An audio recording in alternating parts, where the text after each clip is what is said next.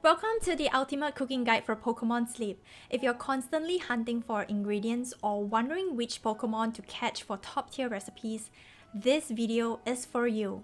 I've done a deep dive analysis on key recipes that you should be focusing on, as well as the recommended Pokemon with their ideal ingredient sequences. And why is this important? Well, first of all, identifying the right recipes to focus on will allow you to scale the dish further for more strength. And second of all, you want to avoid situations where you have invested a lot of time and candies into a Pokemon, only to find out later on that it is not generating enough ingredients for a focal dish in future. So this guide is going to be more useful for those of you who are looking to have the right long-term investment, and for that reason as well, it's going to be more focused towards the mid and the late tier recipes. The reason why I'm not going to be covering any lower tier recipes is because mid and late tier recipes just have much higher strength, value and scalability compared to the lower tier recipes.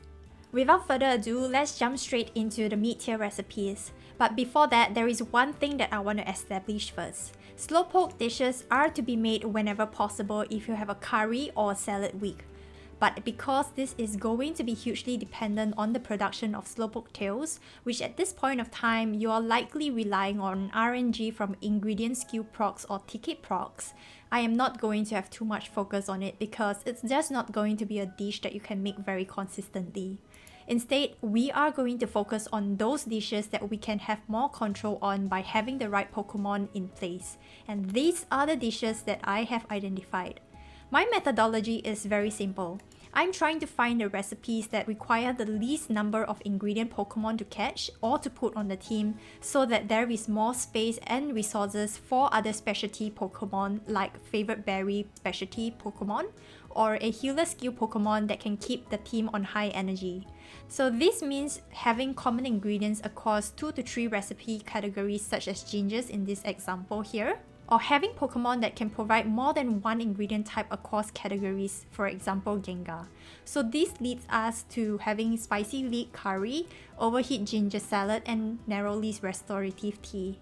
If you haven't been able to assemble the right ingredient Pokemon yet, it is highly likely that you will still need to cook the next best alternatives while you're still establishing the team. So especially for curries and desserts, you might want to tap into the dishes highlighted in green here. And I would say that salads is probably one of the special cases that you might want to have a dual focus in both overheat ginger salad and spore mushroom salad, just because Gengar is going to be your choice of ingredient Pokemon to provide herbs and mushrooms. And you may struggle getting enough herbs if your Gengar produces mushrooms at level 30. So now that we have identified the focal mid-tier recipes, we are going to establish which Pokemon will be the best to focus on the ingredients required. And here's a table that showcases the maximum number of ingredients needed across these 3 recipes. Note that this is based on the maximum required, which means that if there are common ingredients across 2 recipes, for example, herbs on spicy leek curry and overheat ginger salad, I've taken the bigger number required for overheat ginger salad, which is 17 per meal, so that we'll be able to estimate if a Pokemon can provide enough ingredients to meet the required amount to cook the meal 3 times a day. There's quite a number of Pokemon that can provide a certain ingredient, and we need to start eliminating to see which are the most optimal Pokemon for each ingredient. First off, given that this is mid-tier recipes, it means that your team is probably around level 20 or in its 30s.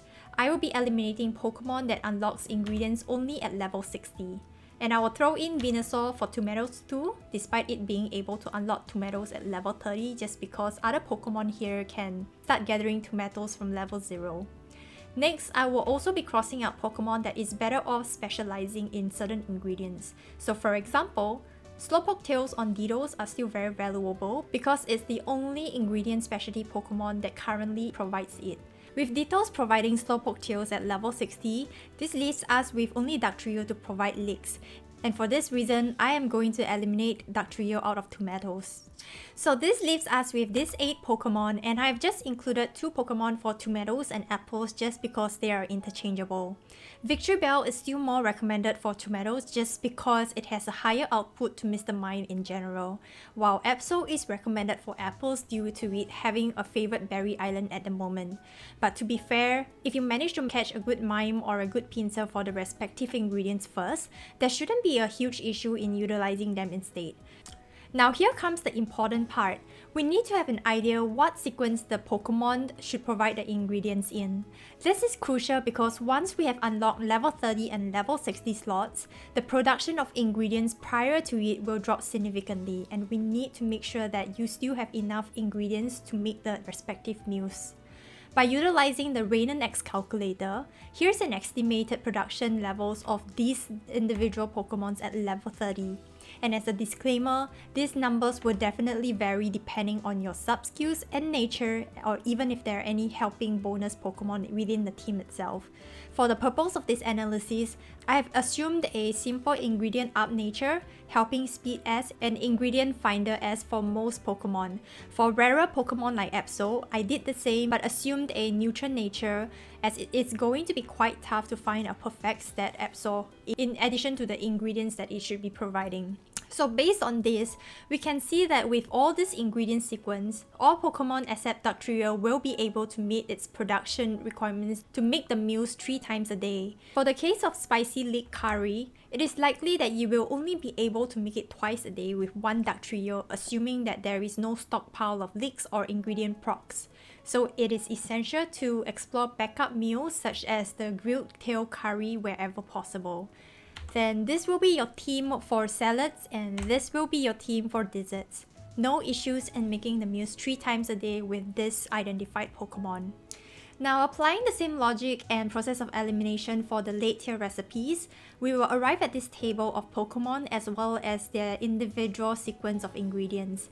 And I have included the estimated production numbers at level 60 because I am assuming that this is going to be more of a late game kind of thing. One thing to note is that eggs currently don't have any ingredient specialty Pokemon that provides it, so I have included Altaria here to provide the eggs. The reason why I have chose Altaria is because it is expected to have its own favorite berry island soon. But if you are not too particular on that, an Ampharos would also work as well in my opinion. So as you can see, you just need these 10 Pokemon for late game, and you would already have caught some of these Pokemon if you were following the mid-tier recipe guide. So this is going to be the team that you'll be using for Dream Eater. It's going to be Victory Bell, Mr. Mime, and 1 Blastoise, not 2 because they are actually the same. And for Salad Week, this will be your team. Note that I have highlighted Gengar in grey just because your Golem likely will be able to provide the mushrooms required for the Ninja Salad. So instead of having 4 Pokemon on the team, you probably just need 3 of them. Last but not the least is Jigglypuff's Fruity Flan. Why is this so hard to pronounce? But anyways, unfortunately still requires 4 ingredient Pokemon on the team. So it's really up to you whether or not you want to focus on this or wait for another Pokemon that might be able to provide 2 ingredients needed for this Jigglypuff Fruity Flan. If you're watching up to this point, I hope that this has been really helpful for you. As another bonus for being such a good student, I've linked an infographics that I've created in the description box below.